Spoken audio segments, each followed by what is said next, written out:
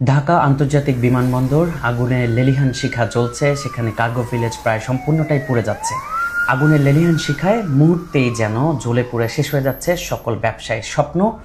যেখানে বাংলাদেশ আমদানি নির্ভর, ম্যাক্সিমাম আমাদের কাঁচামাল বিভিন্ন কিছু আসলে বিদেশ থেকে আমদানি হয়ে এই কার্গো ভিলেজে এখানে জমা করে রাখা হয়। কাস্টমস ক্লিয়ার করে নানান রকম ঝক্কি ঝামেলা শেষ করে এখান থেকেই মাল খালাস করতে হয়। সেই কার্গো ভিলেজ মুহূর্তে জ্বলে পুড়ে শেষ হয়ে যাচ্ছে। এখনও সেখানে আগুন জ্বলছে।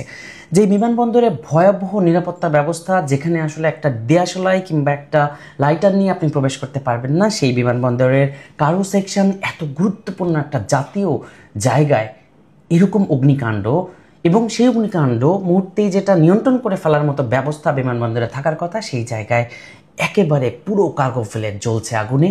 সম্ভবত আমি যতক্ষণে ভিডিওটা আপনারা দেখছেন ততক্ষণে হয়তো সব জ্বলে পুড়ে শেষ হয়ে গেছে।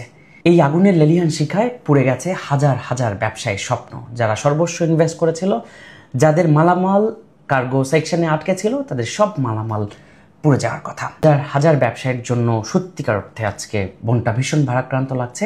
শুধু ব্যবসায়ীদের জন্য যে খারাপ লাগছে ব্যাপারটা তা নয়, বাংলাদেশের অর্থনীতির জন্য এক ভয়ঙ্কর কিছু অপেক্ষা করছে বলেই মনে করছি। কারণ এই ভয়াবহতার মধ্যে আমরা জনগণ প্রত্যেকেই কোনো না কোনোভাবে ভুক্তভোগী হব।